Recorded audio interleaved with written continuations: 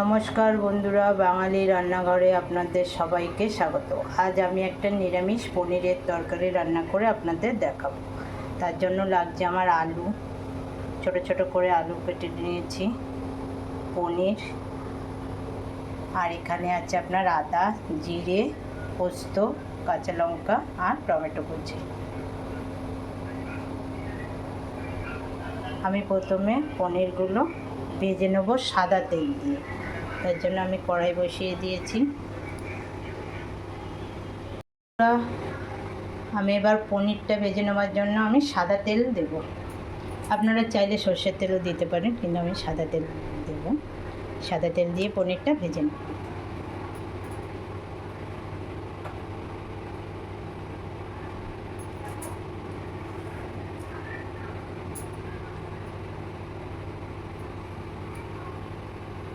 কড়াইতে তেলটা একটু গরম হলে আমি পনিরগুলো দিয়ে দেবো।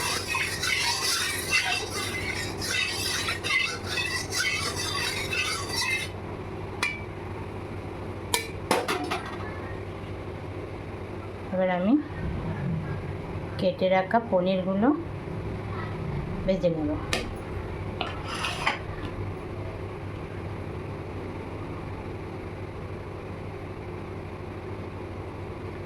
আমি পনিরগুলো ভেজে নেব।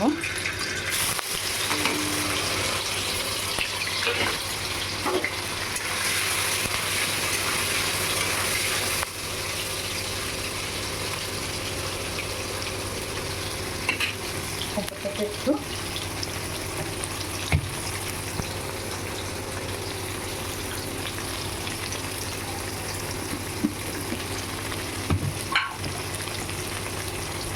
অল্প একটু নুন দেব।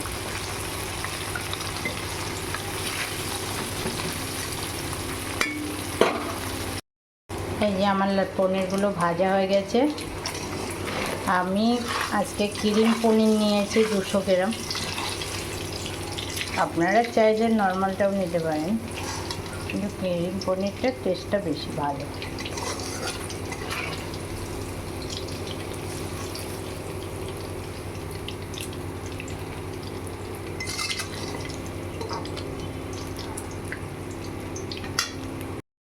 আমি পনিরটা আজকে সাদা তেলেই রান্না করব। তার জন্য দেবো ওতে আমি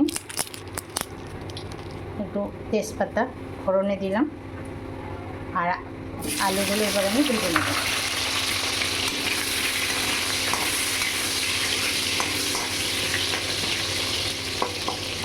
আপনারা চাইলে সর্ষের তেলেও রান্নাটা করতে পারেন, কিন্তু যেটা আমি পনিরগুলো ভেজে নিলাম, তাই আমি পনির ভাজার তেলেই আমি আলুগুলো ভেজে নেব। আমি আজকে সাদা তেলেই পুরো রান্নাটা করব।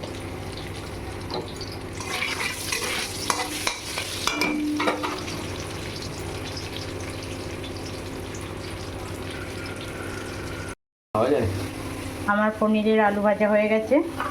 এবার আমি বেটে রাখা মশলা, আদা, জিরে, পোস্ত আর টমেটো আমি দিয়ে ভালো করে কষিয়ে নেব।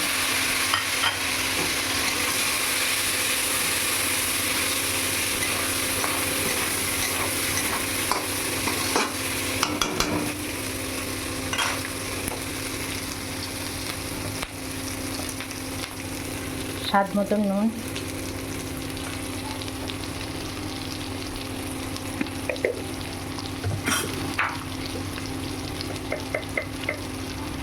হলুদ গুঁড়ো, আবারও একটু নাড়াচাড়া করে নেব।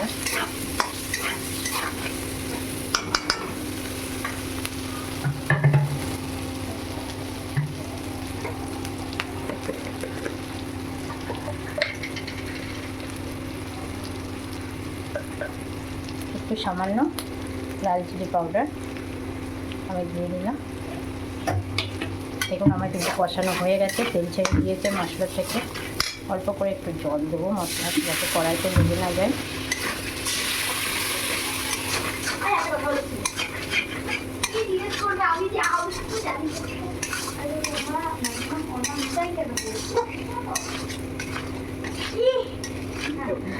দেখুন আমার মশলা তেল ছেড়ে দিয়েছে।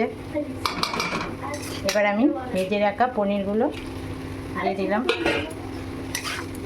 দিয়ে এই যে কষিয়ে নিয়ে